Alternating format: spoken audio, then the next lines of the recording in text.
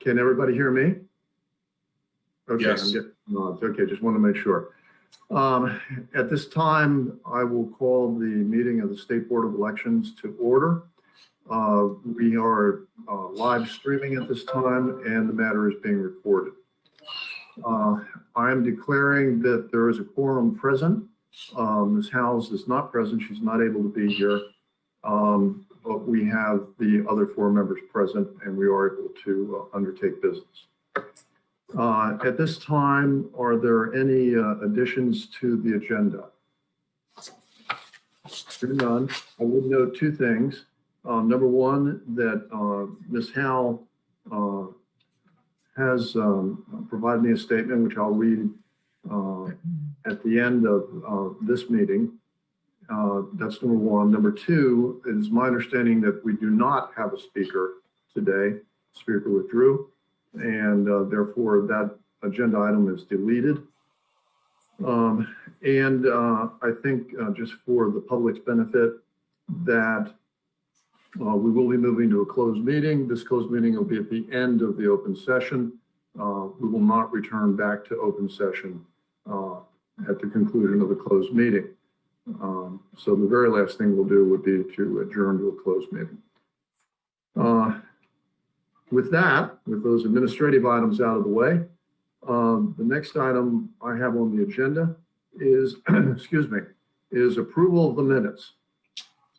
And these would be the approval of the minutes for August 5th, August 7th, August 12th, August 19th, August 28th, September 4th, September 11th, September 24th, October 8th. And if anybody actually wanted to write a book about Maryland in this last election and the State Board of Elections, I would title the book actually with just the listing of those meeting dates. Because if you actually know how we normally would meet in the course of the year, in an average year, a normal year, there would be far fewer items up there, and they speak volumes for themselves. The minutes have been distributed to the board members. They've had an opportunity to review the minutes. I did review the minutes, and it reinforced my belief that it capsulizes what we've been going through in the last months or so. At this time, the state of the chair would entertain a motion to approve the minutes as indicated in the agenda and as I just read off. Have such a motion. So moved. Moved Second. and second. All those in favor, aye. Aye. Aye. The approval of the minutes are approved. So the next item that we have on our agenda is the administrator's report. During the taking all the, and if anyone is upset in the viewing audience about this so that it goes on me, I had asked during our previous meetings to not read the administrator's report, but to summarize the administrator's report. And frankly, I liked it, and I'm hoping that the administrator and her staff like that procedure. And I'm again asking them not to read it, and simply to go through and tell us what's in the report, highlight things that they think are important. I would note that the administrator's report has been distributed to the board. It is publicly available to anyone who wishes to read it literally word by word. And with that, I'll turn it over to Nikki. Sure, thank you all Or very you're much. just going to start out and then pass it along. Sure. Yeah, we'll continue the rotating around and we'll, as you've asked, just sort of highlight. Linda, do you want to talk about what happened at noon today? Yes, the Maryland Board of Canvassers met to certify the election. All 5 members were present. The controller chaired the meeting. Also present was the treasurer, Nancy Kopp, the attorney general, Brian Frosch, the clerk of the Court of Appeals, Suzanne Johnson, and our Secretary of State, John Wogelsmith, and me as the secretary to the board. The board unanimously, approved the results and certified the election, and by motion, used electronic signature to validate the documents, and all of them had very, very nice remarks to make to those of us in the election administration community, thanking the state board staff, particularly Nikki, and all the local boards and local board staff for carrying off what was almost a perfect election in Maryland. And with that, I told them how much we all appreciated their support and their kind words, and they adjourned until the next election. That was the summary of the Board of Canvassers meeting at noon today. Thank you, Linda. You're welcome. So Nikki? Okay. Yes, so back to me. So at the administrator's report, the next section it's a bunch of data. It's highlights from the election. So I'm not going to read them, but just highlight a couple things. So our turnout was about 74.5%, which is sort of in line with our prior 4 presidential general elections. Then that's sort of where the normal stuff ends. Everything else was different. So about half of our voters voted by mail, which of course we've never seen before.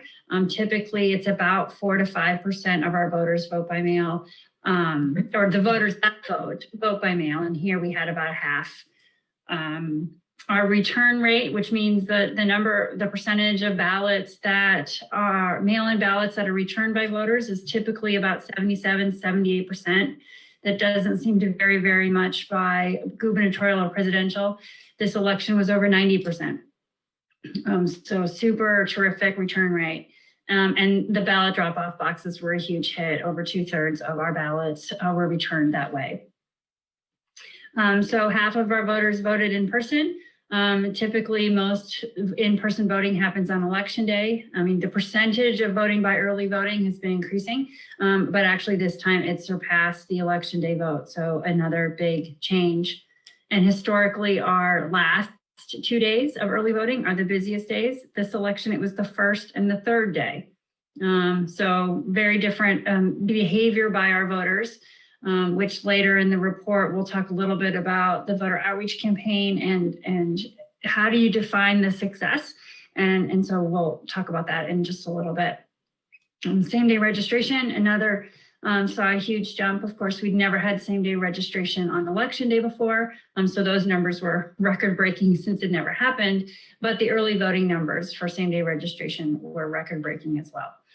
So we're still collecting data and analyzing it. Today's action by the Board of State Canvassers makes the data official. And so we'll be continuing to analyze the data and be able to provide more information, certainly before the next board meeting, but it'll be posted on our website. Things like rejection rates for mail-in ballots and provisional voting and those kinds of things are coming. But wanted to just highlight some of the numbers that we have so far. And with that, I guess we've talked a lot about the data center already. So just again, want to thank those agencies. I'll talk a little bit about the online voter services. Just that was it. That's our suite of website services that voters can use to obtain information or submit requests. And just a super high usage like everything else. I think the one number that I'd like to point out is our voter lookup website, which is where you can track your ballot, check to make sure you're registered, find out where to vote. That's where we'd integrated some maps for the first time. And on election day alone, that system had 370,000 searches. I mean, that's just crazy amount of searches. Those are people that then didn't have to call. They could found the information they needed. And just to give you perspective, in the 2018 election, it was 200,000 on that day. So almost double. So just a really impressive amount of voters using that, which was another message of our campaign. And so I've talked about the ballot drop-off boxes. So with that, I'll turn it over to, I don't know, Linda, did you want to talk about the highlight the ambassadors. We've talked about the Department of Health people who helped make in-person voting safe as we could. Was there any data in there you wanted to highlight, Linda? The hours are impressive. Right, we had 381 individuals who served as health ambassadors during the election or early voting and election day. And they were recruited by the Maryland Department of Health, Maryland Response Division, and they're called the Medical Reserve Corps. They contributed approximately 9,100 hours to the effort in 27 early voting sites and 98 election day voting centers in Baltimore City, Carroll, Hartford, Montgomery, Prince George's, and Worcester. They were extremely helpful.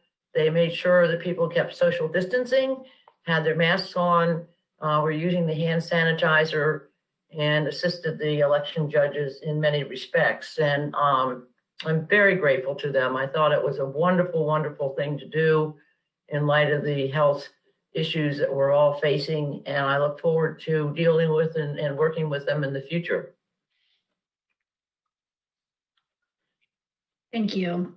So the next section talks about the voter outreach campaign, which we've been briefing you on since we did it. So this was a massive undertaking, a statewide campaign. We've highlighted some of the preliminary findings from that. We are expecting a report shortly, which we will obviously share with you, but just some impressive numbers. Like I can't even sort of quantify 65 million impressions, 870,000 clicks, and 2.4 million playing of the videos. And so really a very huge effort to get that kind of exposure.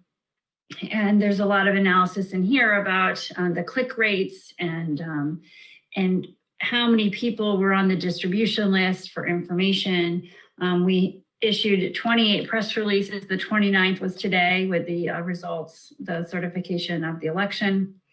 And then community events where we were invited to participate in town halls and virtual forums and large media town halls and doing all of that. And then, of course, promoting our own videos, the 2 videos that Courtney Bryant in our office did on voting by mail. Since we knew that that was a new thing for so many of our voters, we wanted to provide additional information, and those received thousands of views. And so I think one of the fair questions to ask after any project is, well, was it successful? And then, of course, with this campaign, how do you define that? And so starting on page 2 into page 3 of the administrator's report, we listed some of the key messages and then looked at the data to see whether those messages resonated with voters. So looking at huge push in August and September to get registered, update your information, get yourself ready to vote. So you've done everything you need to do to participate. And so what we saw for the first time ever was a peak in voter registration activity in September. Typically that happens in October, the week of voter registration closes, and that is a huge crunch and a huge stress of the system to have that amount of data entry to be done in a very short window of time. And so moving a good chunk of that work to September really eased the burden on the infrastructure. Promoting voting by mail as being the safest way to vote. Well, I've already talked about that. Half of our voters did that. Reminding voters to return their ballots. That was one of our big messages. You've got your ballot, now do something with it. And of course, our return rate was higher than we've ever seen before. Using the ballot drop-off boxes.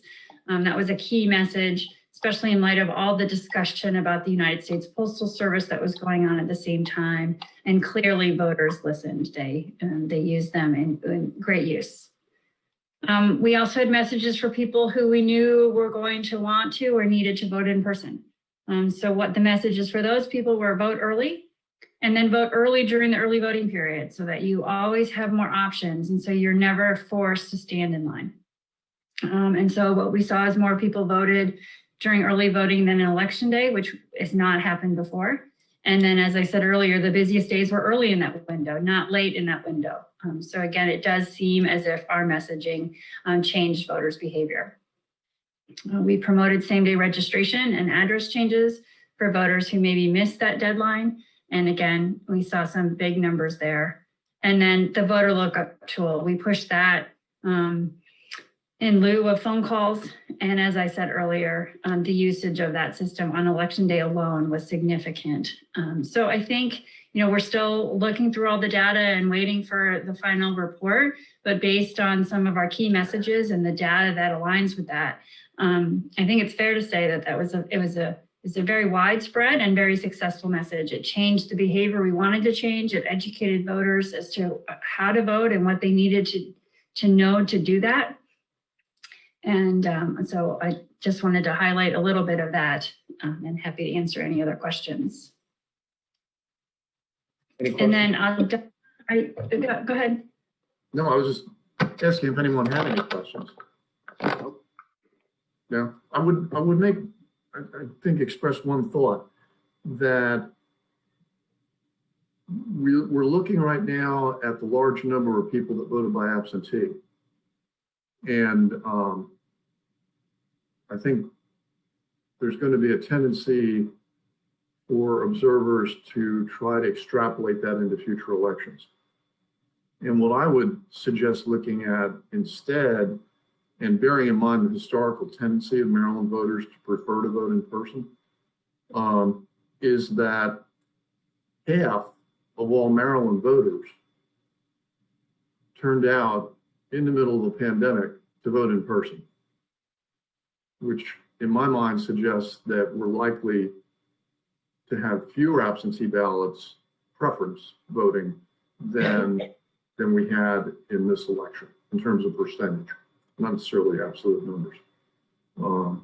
So I merely offer that observation for those who are listening to us, that the numbers tell us something, and I'm not sure, but I'm not at all confident they're telling us everything. So I would just pass that thought on to my colleagues, that we may see a return by the voters to in-person voting in our next major election. So having said that, I'm sorry, Nikki, go ahead with the rest of what you've got. Okay. We'll pass it on to the No, next. great, thank you. Okay, Donna, are you available to highlight anything about social media and voter support? Hi, this is Donna Duncan. Sorry, just to a brief topic of social media.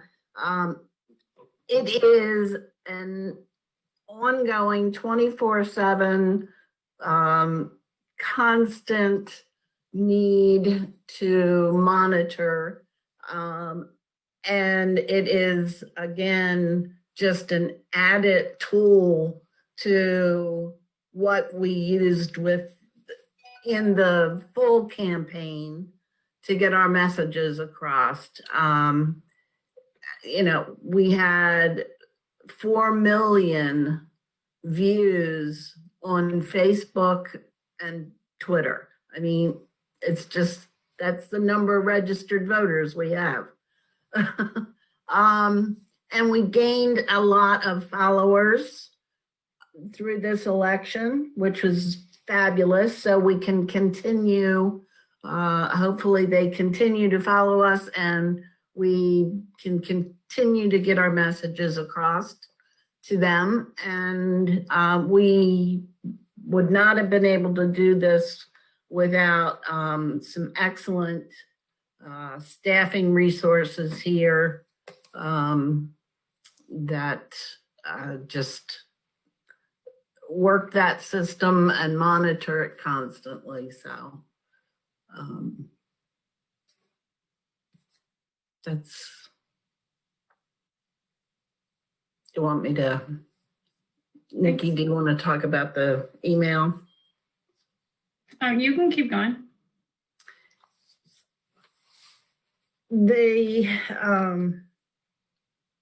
As everyone is sitting, I guess, at home much more,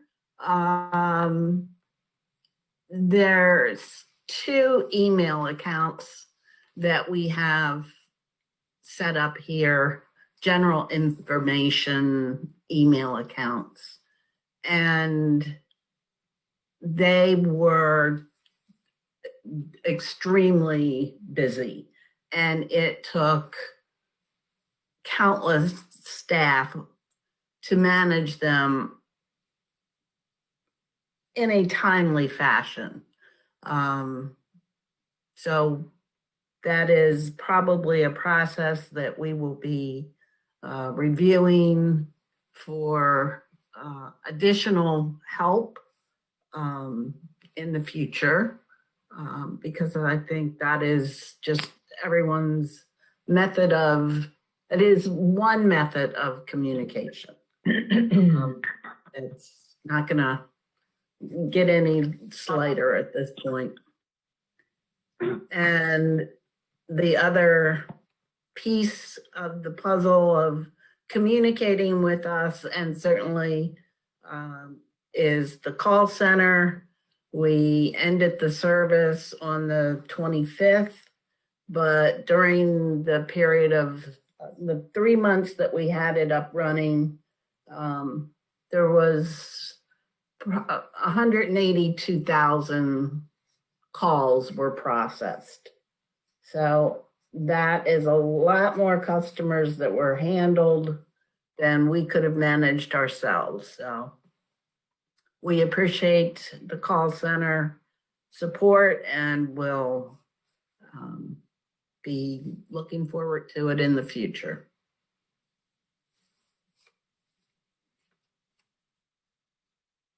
Thanks, Donna. So the next section of the report is about voting equipment performance. So the equipment went well. It's still under lockdown. So we'll be providing more information about the specific performance in the next meeting. And then with that, I'll turn it over to Tracy to highlight the various audits.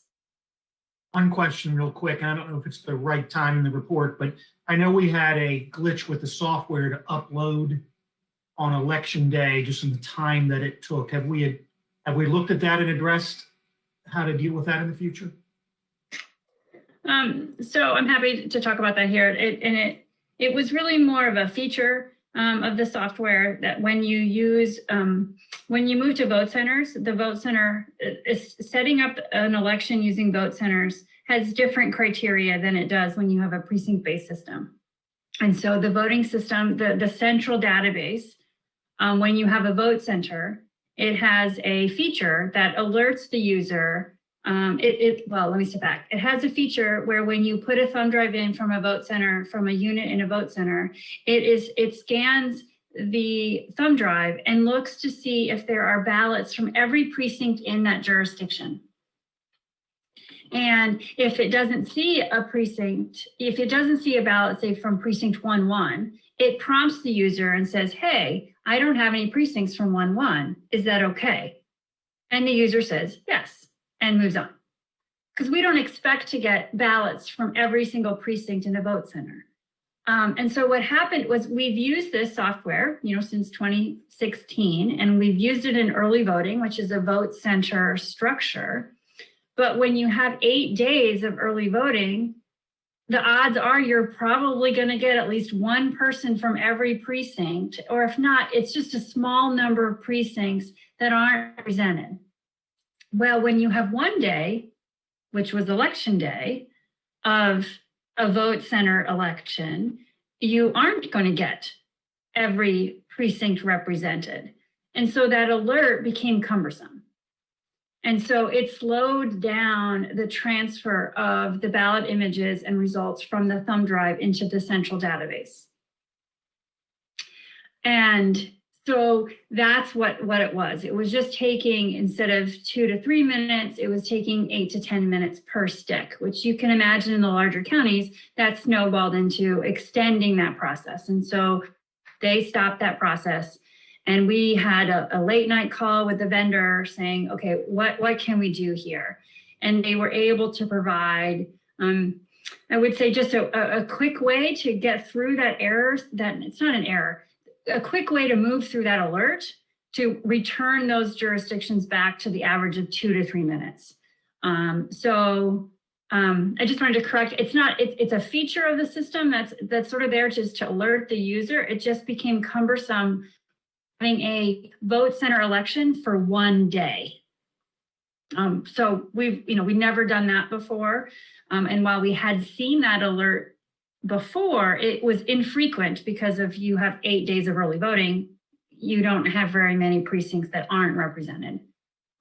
So it did mean that the 5 biggest counties didn't have results post-election night. A couple of them had them the next day, and then we were finished up the following day. But it really was something that was just taking an inordinate amount of time, and we just needed to spend the time to figure out a quicker way to do it. But it didn't impact the results in any way. We still had election night results out from mail-in ballots. We had results out from early voting, and for 19 of the counties, their election day results were there. Just for those 5, their election day results took a day or 2 longer to get posted. Thank you. Any other questions? Nikki? Go ahead, Tracy. All right. So I'm going to talk just quickly about the 3 post-election audits that we do. The first one is the automated tabulation audit.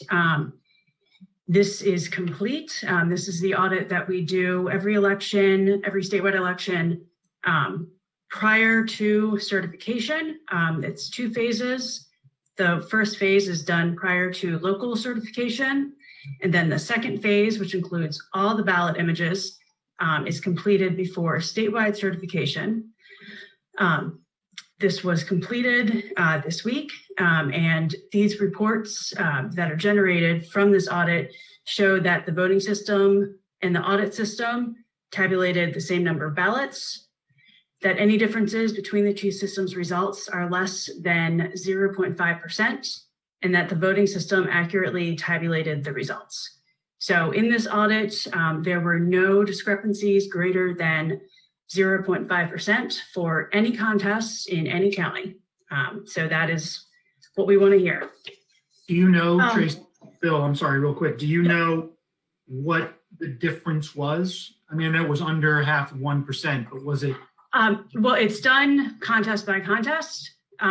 So I can, if there's a specific contest you're interested in, I can get you Or that. like, what was the greatest difference? I mean, was there a difference that was notable? I don't think there was any discrepancies that were even close to 0.5. Most discrepancies were 0.0 something. Right. So very minuscule discrepancies.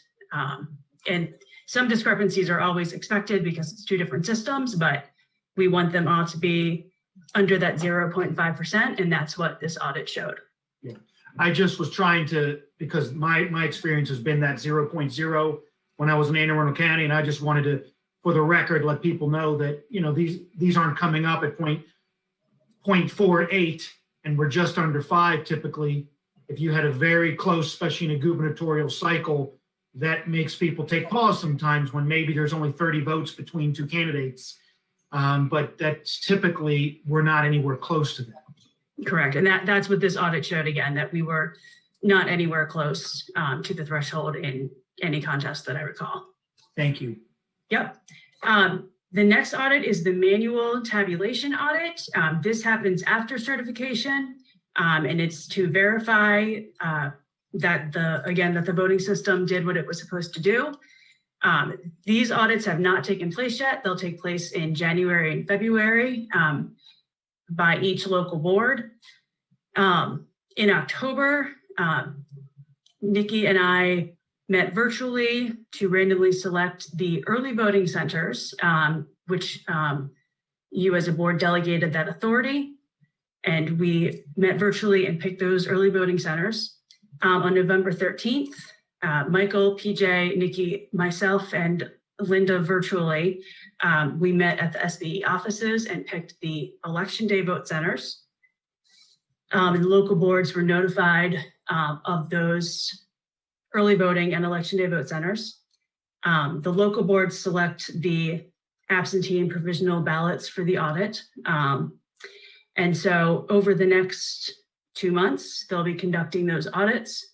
And when all of the manual audits are complete, SBE will be producing a report within 14 days of the last audit. So I will keep you abreast of those audits as they're happening. But they haven't started yet. So I'll keep you posted on those. And then the last one is the comprehensive audit, which is only really just begun. Staff is in the sort of middle of collecting various documents from the local boards. This is a audit that has 3 main sections and 15 or 16 subsections. So I'm collecting minutes from the local boards, Dropbox forms. There is reports from the poll books, from the voting system. So various SB staff are working on different parts that were assigned, and we will have full reports on each local board sometime in the spring. And unless there are any questions. Any questions? I have one question. Sure. And it's probably something that I know and have forgotten, and you may even mention it, and I just didn't catch it.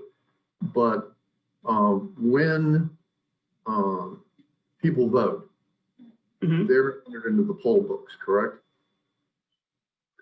I'm sorry. They're indicating that we have a vote from them. They either because they've appeared personally or because we have an absentee ballot come in, and it goes into the poll books. Would that be right? Right. They check in at the poll book. Correct. So, and an absentee ballot is checked in when it comes in. Is that right? To show the person has voted. Correct. Okay. And so when we're doing the audits, is one part of it to say that we have so many people have checked in to vote and we have so many votes, and comparing Yes. the two numbers? Yes, that is one of the many parts of the manual audit is checking check-ins on the poll books versus votes from the voting system. And would I be safe in assuming that the two numbers have matched? Correct. If they don't match, then the local board has to explain, and sometimes it's a person checks in, but then they walk away and don't vote. That's a scenario that happens. But yes, any discrepancies for that audit, the local board has to explain. Thank you, Tracy. You're welcome. And if there's no other questions, I guess Nikki or Mary. Hi, good afternoon. This is Mary. I wanted to welcome aboard Nico Casa to the voter registration team. Nico comes to us from the candidate and candidacy finance division. And as Donna mentioned earlier about all the emails and the staff that really stepped up to the plate, Nico was one of those individuals that really worked very hard on the overwhelming number of emails. Nico will be working closely, performing user acceptance testing for upcoming MD voters releases, along with other voter registration responsibilities. And then speaking of user acceptance, we are currently underway for 7.4 MD voters release. And this primarily focuses on issues identified in the candidacy module and enhancements as well. And so we're already moving forward to a release for January 2021. So unless anybody has any questions, I will turn it over to Jared. Thank you, Mary. In the Candidacy and Campaign Finance Division, we're already starting to plan for the 2022 election. The candidate filing will commence in late February for the 2022 election.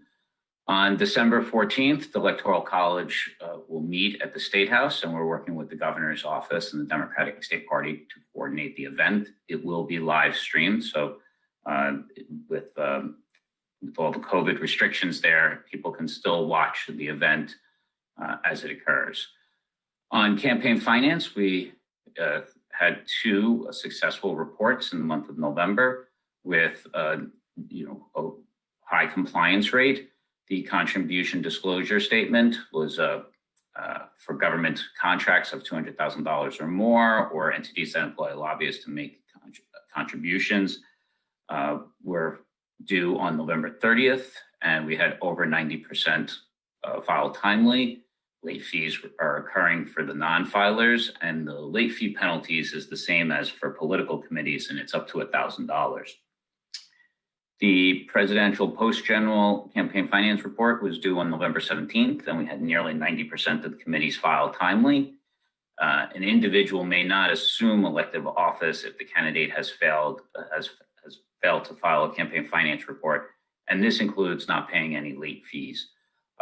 So we had no issues with the winners right now of making sure that they filed all their campaign finance reports and paid any of the penalties. For enforcement, we had a few actions here that were resolved. The Baltimore City Fraternal Order of Police PAC Fund paid $250 for a failure to include an authority line. Friends of Zoran Stefan Hovet for Judge Committee paid $250 for, again, failing to include an authority line. Friends of Betsy Gardner committee paid $600 for failure to record all contributions and expenditures on campaign finance reports. Friends of Anthony Rob Warren committee paid $500 for a similar offense. Friends of Glenn Glass paid $200 for failure to record all contributions and expenditures. Bridget Johnson for Hartford committee paid $200 again for failure to record all contributions and expenditures. Pet Lovers for Effective Advocacy for Maryland's Animals PAC paid $100 for disbursement by an unauthorized method, which was cash of greater than $25. Orphan Court for Fred McNeil committee paid $1,000 for failure to record all contributions and expenditures. Friends of Cindy Rose committee paid $100 for disbursements by an unauthorized method, cash greater than $25. And finally, the Friends of Ryan Turner committee paid $300 for a failure to record all contributions and expenditures. And that is it for the candidacy and campaign finance. And I will turn, unless there's any questions, turn it over to Keith. Good afternoon, everyone. Just a couple of things that I'd like to raise very quickly. Number one, with all the different things that happened during this election, another exciting aspect was the election operations support, something new or something modified that we tried for this general election. It included the centralized dashboard of documents, links, reports, and websites available to everyone as they were in their remote locations. We had several staff members on site at SBE, all of us following the social distancing and other COVID guidelines, and having the ability to talk about issues and things that came up. We had check-in meetings throughout the day, conference calls with the other management team, other parts of the management team, and at every hour, a couple of hours, however many were. So that helped there. We had the help desk, and it just proved to be a great communication tool. We were able to engage the local boards in accessing the dashboard, midday, and all the information as it pertains to the election, FAQs, whatever was made available there. So we definitely built or established a strong foundation for future elections, and we look forward to carrying that on moving forward. The second thing that I'd like to bring up real quickly is concerning the poll book project. While most of the stakeholders were engaged in the general election and everything involved with it, we had a team of individuals who were working diligently, a contract team, on getting the RFP out on the street, which for the poll book project. We had the pre-proposal meeting this past Monday, which went very well, had over 5 companies represented, at that point in time. And, we're looking forward to receiving the responses with a deadline that is currently around on the 18th, 19th of January. The project team is also now engaging more now that the priorities for the SBE stakeholders and the local board stakeholders are now starting to die down from the election. We're starting to get them more engaged in the poll book project. So we're looking forward to, the numerous tasks that are active of engaging everyone. Unless anyone have any questions, that's all I have. And I guess pass it on to Fred or Fred. Yep, I got it. So hello, everyone. I just wanted to go over some of the IT items that we did a little bit differently this year. Of course, we know about the data processing center at the MVA, but we also did a secondary data processing center working with the University Systems of Maryland. And that was at the University, the UMGC Marriott in Hyattsville. So we actually had to put in the same amount of work to set that one up, and that was there just in case we needed a secondary data center because of, we had no idea how many of these requests were going to come in, so we wanted to be ready. So we got that set up. As it turned out, we didn't need to use it.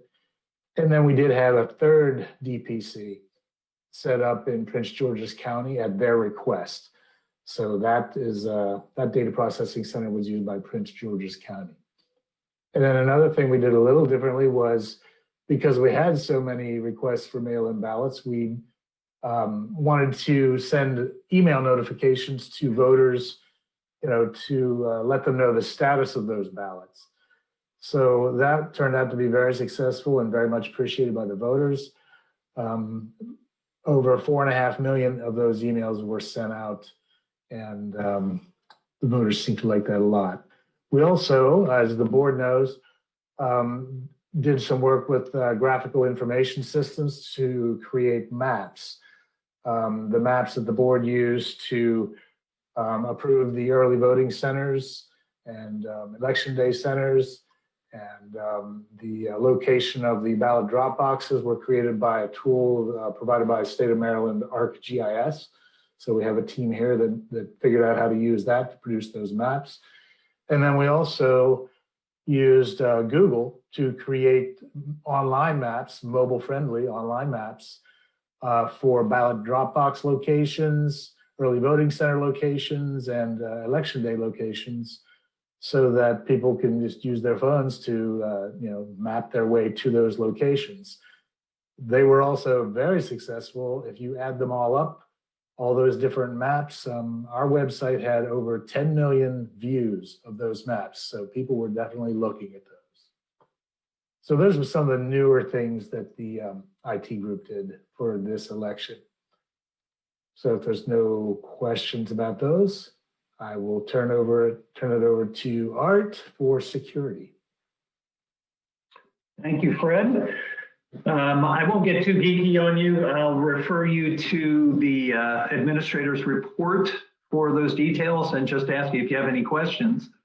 Although I should say up front, I just wanted to thank our partners with DHS, CISA, the local Maryland Fusion Center, and the FBI for all of their help during the elections. They put together some great material and were great support during that period of time.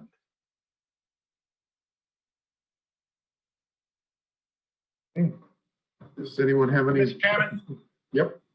Yeah, I have a question on that. And I don't want anything divulged in an open session about cybersecurity. Sure. I just want to make sure I understand the first sentence in the second paragraph under election cybersecurity recap. SBE's teams updated defense in real time, adding detection and blocking for over 2,000 new addresses and types of attacks in an 18-hour period. Do I read that to be you saw a number of attacks and defended them? Actually, That speaks to our proactive defense. So we got reports of a number of attacks, not just directly to us, but nationally.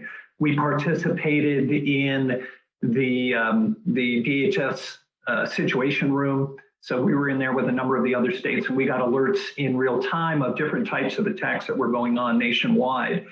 And we proactively took a look at those attacks, took the indicators of those attacks, and took the source addresses of those attacks, a number of other geeky types of things, just to incorporate into our defenses so that we could basically block any of those new types of attacks before they even hit us. Does that make sense? Yeah, it does. So, yeah, it's all proactive. No, very good. Yeah, all proactive. Everybody was very busy, but it was because of all of the good hard work that our IT and our cybersecurity teams did. I would call it a quiet cybersecurity day. I was very pleased with our new social media defense program. I thought that went very well as well. But yeah, from an alert standpoint, it was a very boring day. Boring is good in this case. Thank you. Boring is good. Okay, does that conclude the administrator's report? It does, thank you. Okay. The next item, what I think I'd like to do is, if there's no objection, is take the November 3rd election discussion and move that up to this point in the agenda.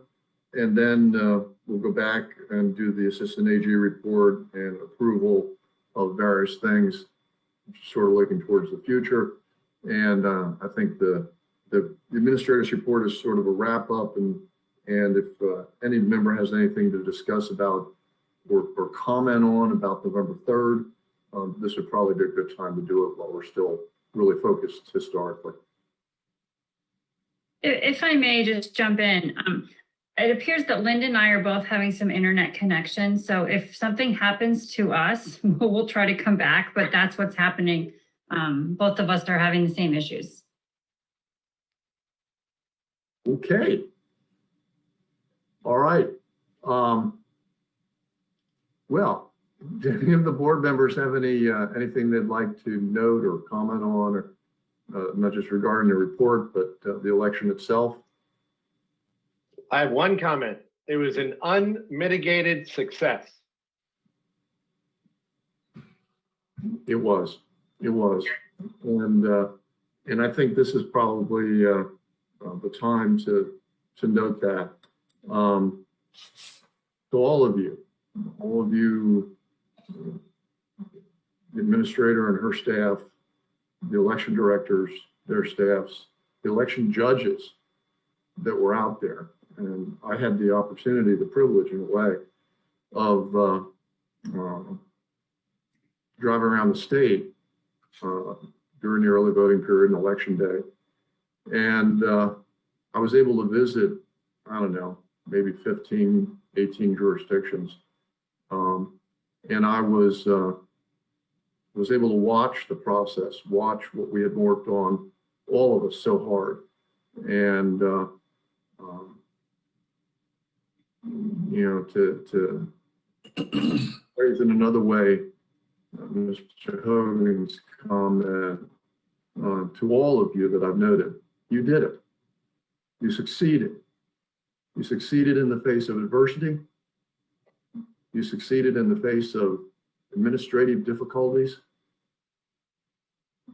You pulled it off. It was a success. There will, I hope to God, and I mean that in a literal sense, we will never have another election that we will have anything similar to this. So, well done. Well done from the top to the bottom, from the administrator down to the newest of our election judges. Well done. And Mr. Chair, I was just add to that echo. I thank you for your words and PJ's simple statement. which was apropos. I know as a board, we wrestled back and forth through this, all of us trying to do what we thought was best, and got a lot of input from the LBEs and from Mayo that was listened to. Everybody was listening to everyone. And I think that all together, everybody came up with a great plan. And like you said, from the administrators all the way through the judges, everybody pulled it off. And just kudos and thank you. And, I know everybody was working tirelessly for many, many hours leading up to that election. And I can tell you, I know I speak for all of us when I say thank you, and the effort does not go unnoticed. You finished, Bill? I am, thank you. I'd just like to echo the same thing. A job well done. And I wonder if you could have done as good a job if you were in your office facilities. I say that because I see how my son is working since March, and he's working harder and longer at home than when he was in his office. Because some days he doesn't get off of work from his phone and from the computer until 7:30, 8 o'clock at night. And perhaps if you guys were in the office, you may not have been able to do the job that you did. And well done. And I think that Maryland can be an example for the other jurisdictions that carried on the election. How you handle it, took care of situations. I did not travel around the state like our esteemed chairman did. I just visited sites in Calvert County. I did a small survey and seeing the long lines and how the people handle it. Folks coming in, spraying their hands. And what really amazed me is how they set up a line to determine which ballot a person would receive, depending upon the precinct that they were in, and how well that went. And how they, if there was a glitch there, they resolved it. And working with other jurisdictions and working with the different entities, job well done. And I like to give kudos also to the, what do they call themselves? The Maryland General Elections Work Group. How I attended some of their meetings and I looked at some of their suggestions that they had. And I think that some of the suggestions they had were implemented. They had some ideas and we worked well. We looked at certain things that may occur and they worked with us and helped with some of the publicity. And I think it was just a very good partnership with everybody that was involved in this. The local boards, the state board, and I tell you, it was, as they would say, it was baptismal on the fire. And I think we came through quite well. And many thanks to all of those that participated and my colleagues on the board as well. And as the chairman mentioned earlier, I think we saw more of each other for a 2 or 3 month period of time there than we actually really wanted to, but we still got through it. And again, thank you. Good job, well done. This is Linda. On behalf of the staff and everybody at the local boards of elections, thank you all very much for your kind words. Everybody did work really, really hard. And I think that was evident in the outcome. So took a lot of planning, a lot of effort, and if it weren't for Nikki, I don't think we would be where we are, but she led the pack. So thanks, everybody. Thank you, Linda. And with that, we'll move on to the next item, which is sort of returning back up the agenda, and Assistant Attorney General report. Thank you, Mr. Chairman. Good afternoon, everybody. Nice to see everyone again. It's a shorter update this week. Some of the things that have been on the report have fallen off, which is usually good news. So I'll start right at the beginning. The Fusaro matter is, I think, the remaining voter list case that's out there. It's no longer a voter list case and is now a First Amendment, more explicitly a First Amendment usage case, because Mr. Fusaro was able to get the voter list from the Board of Elections several weeks or months ago. He's continuing his appeal, however, because he was originally challenging the access restriction on the voter list to Maryland registered voters. That is moot, but he's continuing to challenge the use restriction. This is the provision of the law that requires, essentially forbids the use of a voter list for purposes not related to the electoral process. He alleges that's vague, in violation of the First Amendment. He lost on that issue and he has appealed it. So we're in the Fourth Circuit now. He has a reply brief that's due in a few weeks, and then whether the court schedules argument, it hasn't been scheduled yet. So we'll see how that develops. No update on the second matter. The third matter is the National Federation of the Blind, Inc. et al. Versus Lamone. This is the challenge to the board's BMD policy brought by the organization on behalf of the blind. We were in discovery for a period of time until recently, where the parties got together and decided to give settlement discussions another go. So there was a joint motion filed a few weeks ago to stay the case for 60 days while the parties pursued potential settlement, and we're in that 60-day period right now. Next matter is the Chung Soo Yi series of cases. Mr. Yi is a pro se plaintiff who has brought various lawsuits against Governor Hogan, challenging the results of the 2018 election on the grounds that the use of churches as polling places violated the First Amendment. The use of the optical scanners violated some provisions of the Constitution, and several other challenges. The identification of candidates' parties on the ballot was a violation of the law. We prevailed on a motion to dismiss in the Circuit Court for Montgomery County. Mr. Yi has appealed, and a briefing schedule has not been set yet in that appeal. The final matter is a new matter. It is a new matter that quickly resolved. The State Board of Elections, or a state entity, was not a defendant in the matter, but I included it here because it was noteworthy in the sense that the plaintiffs brought an action against several defendants, including officers of the Board of Elections of Harford County, seeking a statewide injunction to the enforcement of the governor's mask order at polling places. So there was a period of time where there was some briefing on a motion for preliminary injunction. The Board of Elections of Harford County participated in that and participated in the hearing that the judge had set after that briefing was filed. The whole thing, I think the complaint was filed on a Monday or Tuesday, and the hearing was held on a Friday, and the court denied the motion from the bench on the Friday. This would have been the Monday or Tuesday of at the start of early voting. That Friday would have been the Friday thereafter during early voting, leading into the final weekend of early voting, followed by Monday and then Tuesday of Election Day. And so the matter required speed to be adjudicated. The court obliged, and the Harford County Board of Elections and the other defendants prevailed on that issue.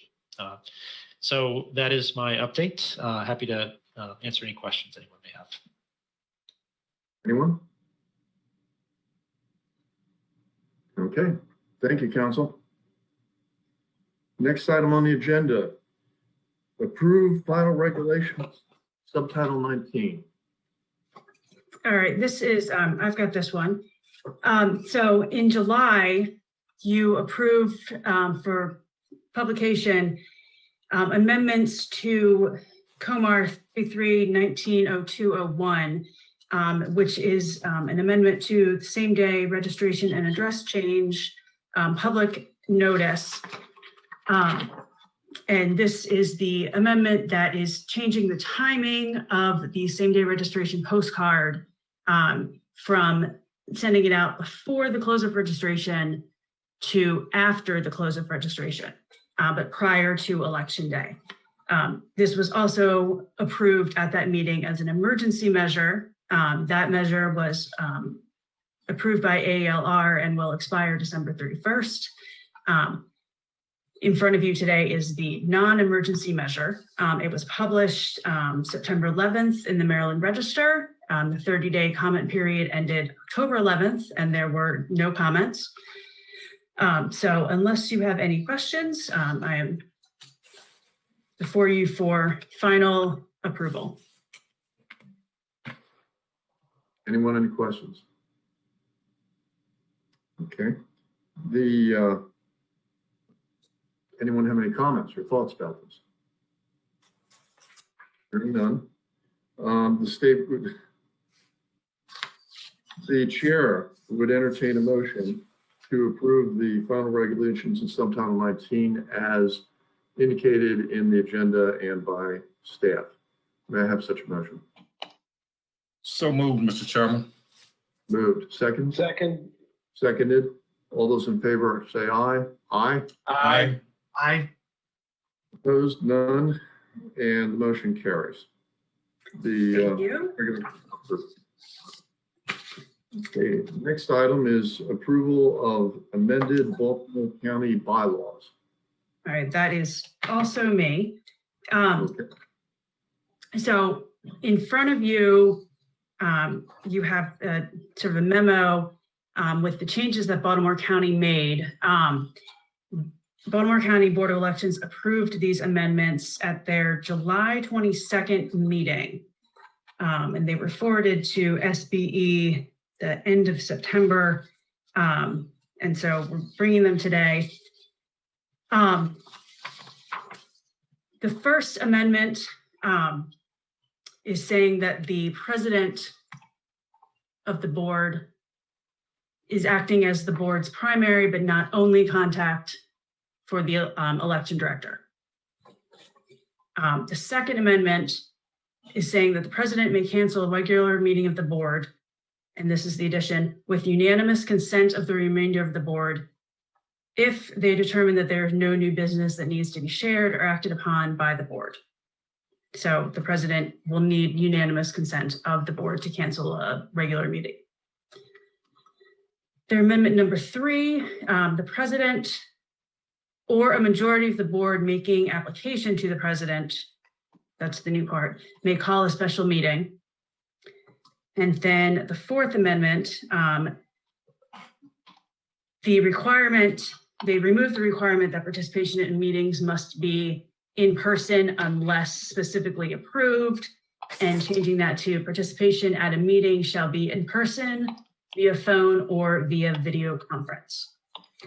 All of these motions were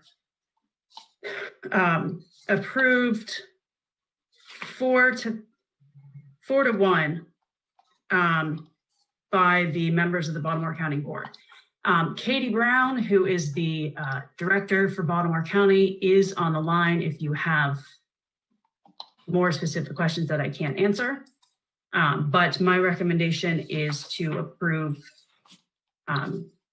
these amendments to their bylaws. Okay, any questions? I have a couple questions. Sure. Was there something, and Katie could probably answer this, but was there problems that led rise to these changes that they're trying to deal with, or is this just housekeeping? I'm going to defer that to Katie. Katie, I'm sorry, the house phone's ringing. It's just mainly housekeeping on part of the board. Okay. okay. My other question in Amendment 1 is acting as the board's primary, but not only. That's a little ambiguous. So if not the board president, then who? It doesn't specify who else would be the point of contact. No, I think they mean the director as the point of contact, but not just for the board, that any board member can contact the director at any time for any reason. Okay.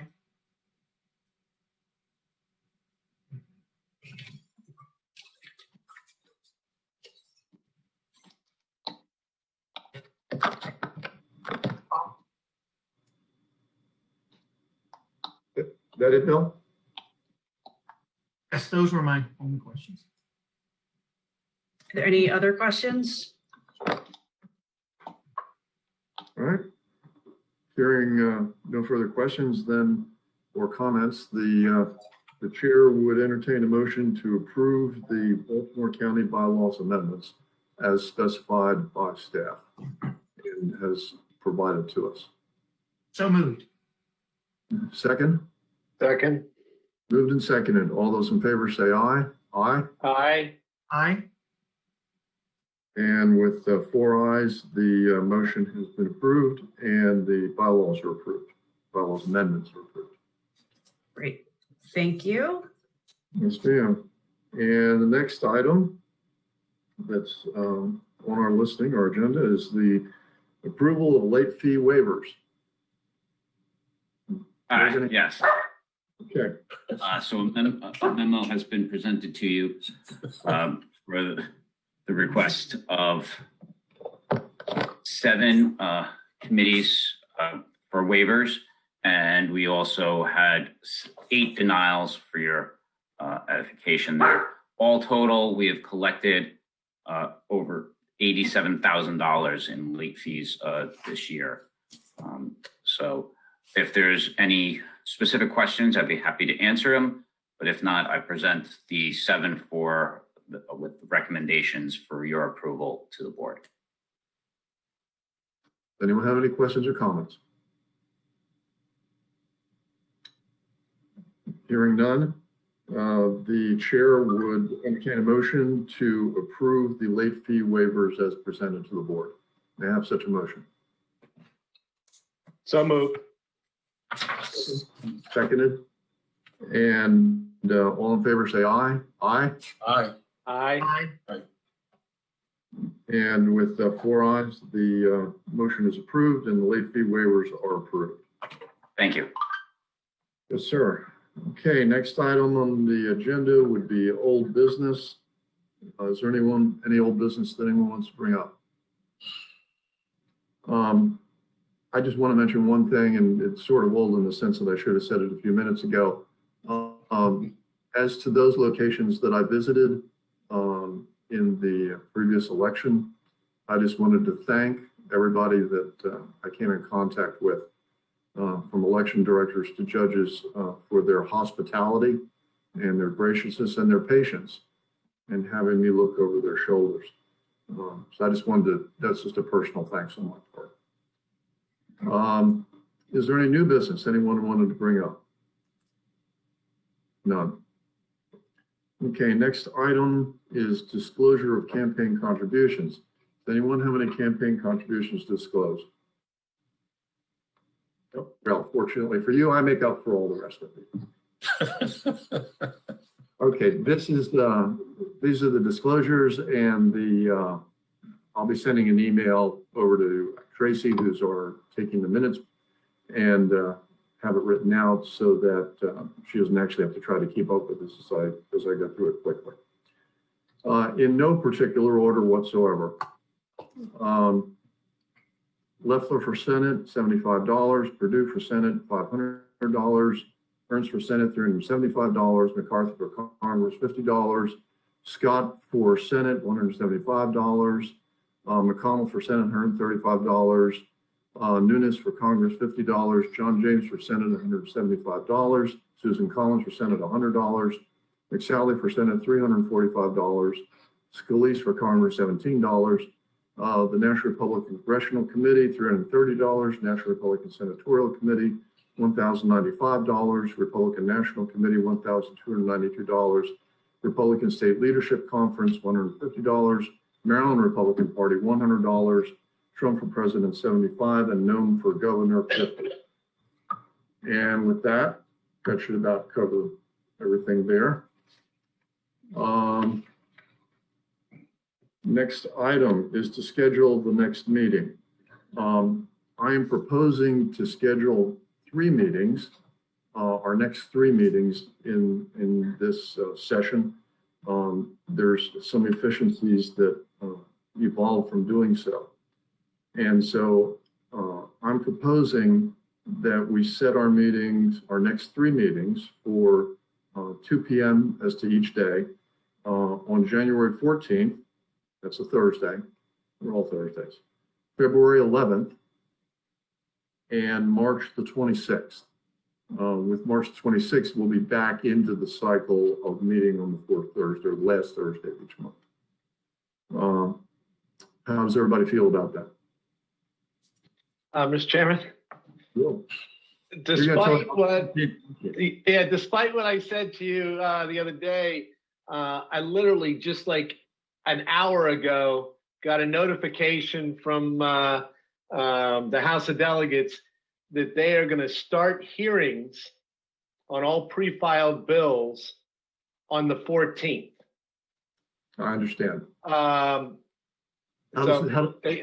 come into session on the 13th, and they're going to start hearings immediately. This is not something they've ever done before. So hearings will begin immediately on the 14th. So 14th is a problem for me. Why am I not surprised? Sorry. Something would go awry in the year of 2020. Even though that's 2021, nevertheless, we're actually dealing with it 2020. How about January 12th? How does that fit for everybody? It's good by me. Works for me. So far, it's good for me. Okay, let's go with Jen. Is Administrator, you okay with that? Okay, so then it will be January the 12th, February 11th, and March 26th at 2 p.m. as to each Is one. it March 26th, which is a Friday, or March 25th, which is a Thursday? Well, it would be the 25th and Thursday. I don't know. Hang on a second. Looking for my calendar. Oh, there it is. I think it would be March 25, which is a Thursday. Thursday, yeah, 25 is Thursday. Yeah, I don't know. I must have, my eyeballs must have split a little bit. So with March 25th. And those are all at 2 p.m., just to clarify, is that correct? Those are all at 2 p.m. So it'd be January 12th, February 11th, and March the 25th, all at 2 p.m. Eastern time. We good? Okay. Works for me. All right. Okay, and that leaves me with the item that I told you all to remind me about, and I'm sure that you all would have left to do so, because Nikki finessed that one really well, getting herself off of the make sure you tell me that.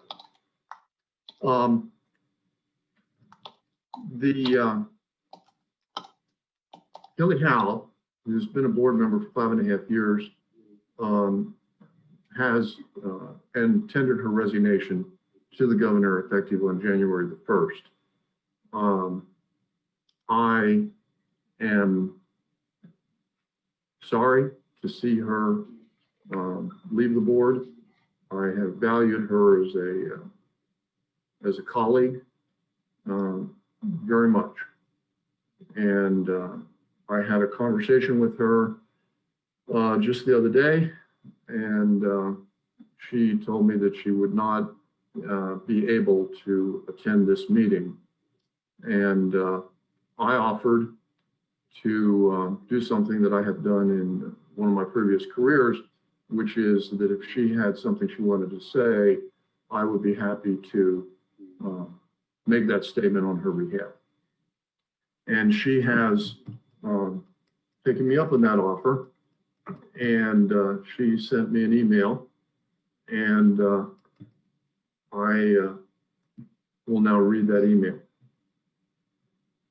So, with Ms. Howe speaking, I regret that I'm not able to attend the board meeting today. This meeting would have been my last, and after 5.5 years on the board, I don't want to leave without saying goodbye. To my colleagues on the board, Malcolm, Mike, PJ, and Bill, it has been an honor to serve with you. I know how much time and effort is required to serve on the board, and the fact that you do it so well without expecting a reward is a credit to all of you. You are truly public servants.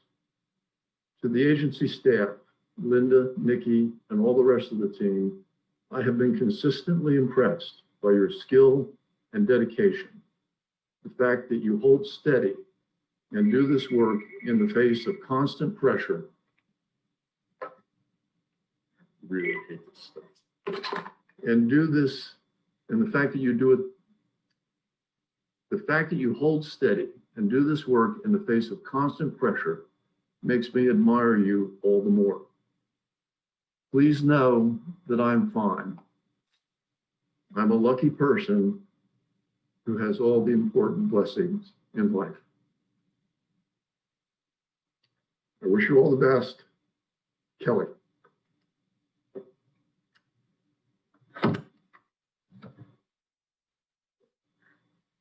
And with that, we will move to closed session.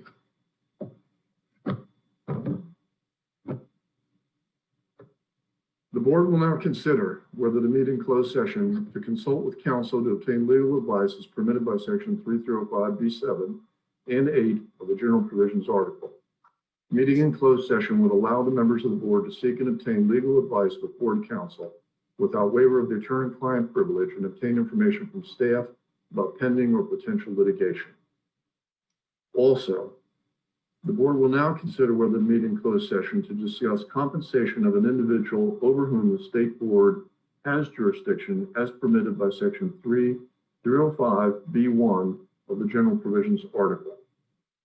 May I have a motion to meet in closed session? So moved. Second. Moved and seconded. All those in favor say aye. Aye. Aye. Aye. Motion having passed, the board will meet in closed session in accordance with exemptions I think it's B7 and 8. And I'm not sure which one the personnel is because I wrote this down over to the side, but we're meeting in accordance with that exemption as well in section 3305 of the Open Meetings Act. And with that, and for the persons listening, we will not be returning back to open session. We will be adjourning from closed session for the day. With that, may I have a motion to adjourn? I guess we really have the motion to adjourn to closed session. So I will, we will adjourn the open session, reconvene in closed session. It's now 3:18. Call it 3:30. Reconvene at 3:30. Okay. And with that, the open meeting, the open session is adjourned. I will see you, all of you, or most of you, at 3:30. Thank you. Hey, thank you. Bye, everyone. Bye.